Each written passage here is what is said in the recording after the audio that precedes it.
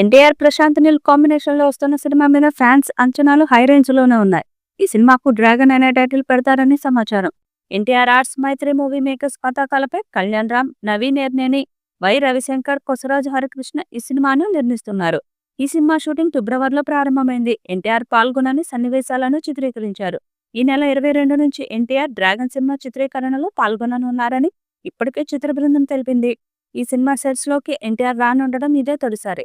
కాగా ఓ భారీ action sequence తో ఎన్టీఆర్ పాత్ర చిత్రీకరణ ప్రారంభమవుతుందని, ఈ యాక్షన్ సీక్వెన్స్ కు హాలీవుడ్ స్థాయి స్టంట్ కొరియోగ్రాఫర్స్ వర్క్ చేస్తారని సమాచారం.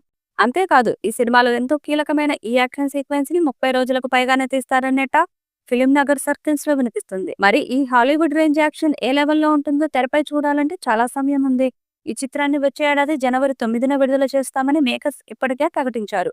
రుక్మిణి వసంత్ హీరోయిన్ గా నటిస్తున్న ఈ చిత్రంలో టొవినో థామస్ ఓ కీలక పాత్రలో కనిపిస్తారని ప్రచారం సాగుతుంది. ఈ సినిమాకు సంగీతం రవి బస్రూర్ అందిస్తున్నారు. ఎన్టీఆర్, ప్రశాంత్ నీల్ సినిమా మీద భారీ అంచనాలు ఉన్నాయి. ఈ చిత్రాన్ని 400 కోట్లతో తీస్తున్నారు. దాంతో 1000 కోట్ల టార్గెట్ తో ఈ చిత్రం రానుంది.